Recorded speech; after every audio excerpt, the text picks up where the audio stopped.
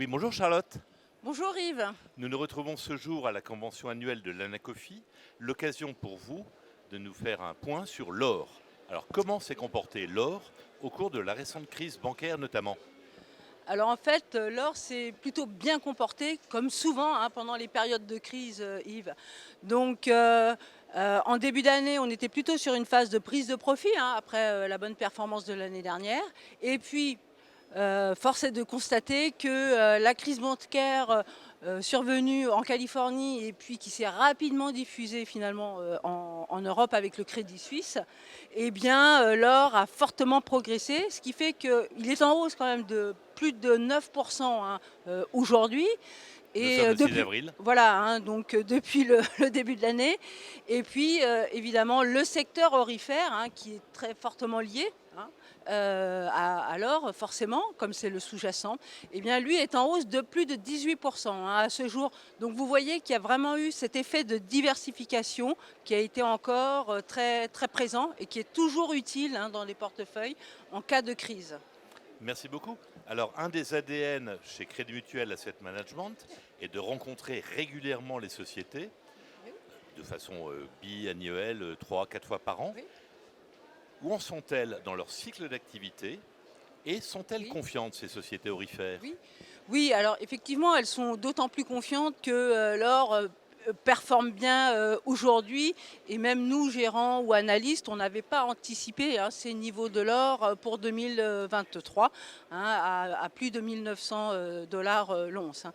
Donc, elles sont plutôt confiantes. Hein, je les ai rencontrées fin février. Et parce que la pression sur les coûts tend à diminuer, hein, une pression forte qu'on avait eue l'année dernière tend à diminuer. Donc ça, c'est très important. C'était normalement les coûts de l'énergie, les coûts des réactifs, etc. Les goulots d'étranglement s'estompent également.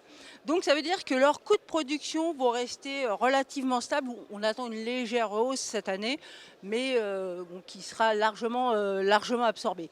Donc elles sont plutôt confiantes. On commence à voir aussi les premiers résultats de production de ce trimestre qui sont plutôt bons également.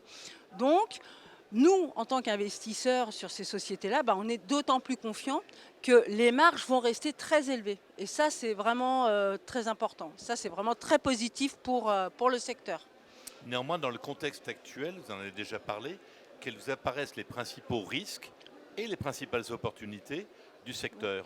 Alors, sur les risques, on fait encore très attention aux coûts salariaux, surtout dans certains pays, dans certaines zones géographiques. Je pense notamment au Canada, aux États-Unis, un petit peu moins en Australie, mais là, les pressions salariales sont encore fortes. Hein. Il y a encore pas mal de goulots d'étranglement. Les taux de chômage sont très très bas hein, aux États-Unis, au Canada. Donc, on fait attention. Ça, c'est vraiment un risque. Le second risque, ça peut être notamment pour les sociétés d'exploration. Il y a un petit peu des goulots d'étranglement également dans tous les sociétés de forage, d'exploration. Donc, alors pourquoi il y a des goulots d'étranglement sur ces sociétés de forage? Parce qu'il y a beaucoup de demandes pour les autres métaux, notamment le lithium, le nickel. Et donc, ça pourrait quand même mettre un petit peu de pression pour les explorateurs d'or, parce qu'il pourrait y avoir des délais sur leur budget, sur leur programme d'exploration. Donc du coup, ça c'est vraiment un risque de délai. Donc Alors des justement, délais, ça veut dire des coûts supplémentaires. Hein. Voilà. ouais, alors justement, Charlotte, en conclusion, merci beaucoup. En conclusion, qu'en est-il précisément des autres métaux? Je pense au cuivre, je pense au nickel notamment. Oui, alors nous, reste constructif hein, sur le prix du nickel, le prix du cuivre, même le prix du lithium, hein, qui aujourd'hui est en train de connaître un petit peu sa crise de croissance, hein, avec, on va dire, la chute qu'on connaît actuellement, mais bon, l'envolée précédente était trop forte certainement, et donc du coup, c'est plutôt salvateur, hein, une crise de croissance comme ça. Donc on reste constructif sur ces métaux-là parce que ce sont des métaux dont on aura besoin hein, sur des grandes trends de croissance pour les 10-15 prochaines années. Et comme vous le savez, il y a toujours du temps de latence pour la production future. Et donc, du coup, les prix vont se remettre à progresser ou rester sur des niveaux élevés également. Très bien, Voilà. mais écoutez, merci de nous avoir reçus et très bon salon Anacofi et à bientôt. Merci. Au revoir Yves. Au revoir.